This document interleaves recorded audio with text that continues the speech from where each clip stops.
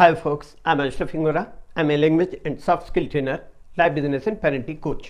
English breakfast with Ashraf में आज हम देखेंगे वक्त की बात, समय की अवधि, period of time, exact period of time, समय की निश्चित अवधि। देखिएगा 60 सेकेंड इन ए मिनट, एक मिनट में 60 second, 60 minutes in an hour, एक घंटे में 60 minute, 24 hours in a day, एक दिन में 24 घंटे, 7 डेज इन ए वीक, एक सप्ताह में 7 दिन, 2 वीक्स इन ए फोर्टनाइट, मतलब एक पखवाड़े में 2 सप्ताह, 15 दिन के लिए जो पखवाड़ा शब्द इस्तेमाल करते हैं, 12 मंथ्स इन ए ईयर, एक साल में 12 महीने, 10 ईयर्स इन ए डिकेड, एक दशक में 10 साल, 100 ईयर्स इन ए सेंचुरी, एक शताब्दी में 100 साल।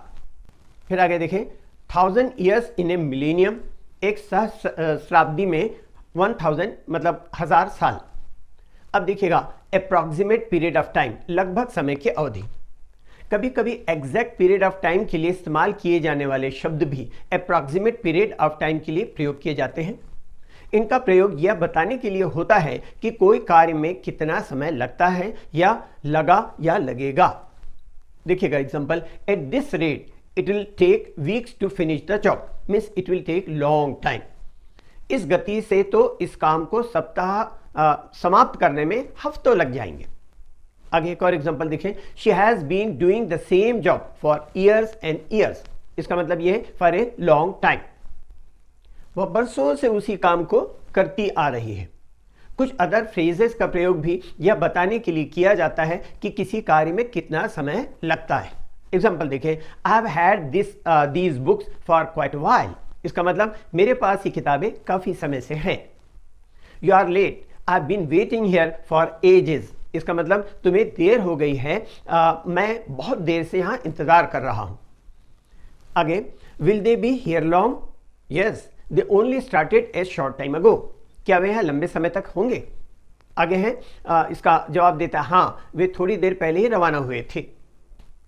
नेक्स्ट और देखिएगा, she will be here in A second या इन ए मोमेंट या इन ए मिनट, वह एक सेकेंड, एक क्षण या एक मिनट में यहां होगी। एक और, would you mind waiting a minute, I will be with you presently, या इसकी जगह हम यूज कर सकते हैं शॉर्टली, क्या आप एक मिनट इंतजार करेंगे, मैं यहां जल्द ही तुम्हारे साथ होऊंगा।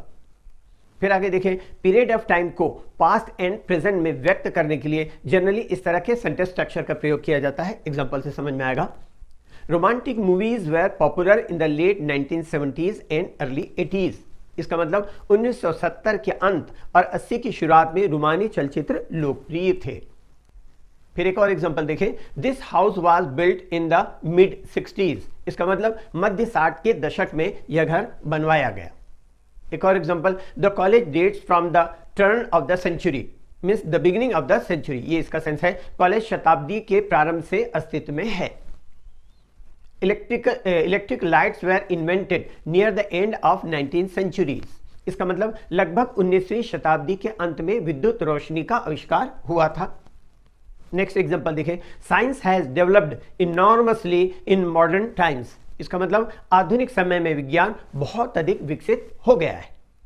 फिर एक और एग्जांपल देखें, I love to hear grandma talk about the old days, इसका मतलब the time when she was young. Hindi में देखें, मैं दादी माँ के पुराने दिनों की बातें सुनना पसंद करता हूं। एक और example, in those days it was very difficult to travel across Africa, इसका मतलब उन दिनों अफ्रीका से होकर के सफर करना बहुत मुश्किल था। फिर एक और एग्जांपल देखें, specially students seem to be on the internet nowadays, अब नाउअडेज की जगह दीज डेज भी इस्तेमाल कर सकते हैं, खासकर विद्यार्थी इन दिनों इंटरनेट पर ही दिखाई देते हैं। नेक्स्ट और example, boss is really busy with work at the moment, इसका मतलब मालिक इस समय अपने काम में सचमुच में व्यस्त हैं।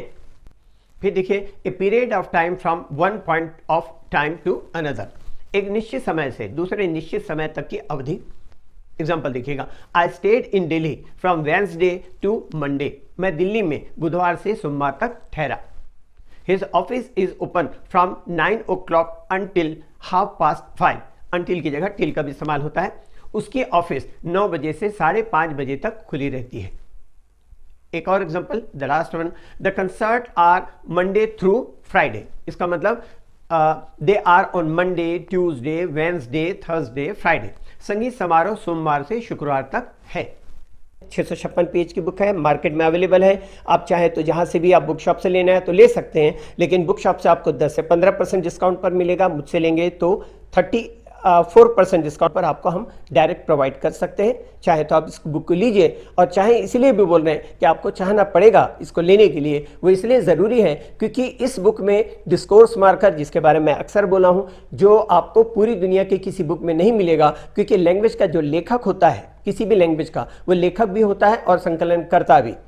तो वो ऑथर और कंपाइलर दोनों होता है। मैंने काफ़ी सालों से कलेक्ट करके कंपाइल किया है इसमें डिस्कोर्स मार्कर को, जो आपको दुनिया की किसी बुक में नहीं मिलेगा। और पेज नंबर इसमें 221 से 415 तक all the varieties of the sentences हैं, which is much more beneficial for all those who are already fluent in English and those who want to become fluent in English.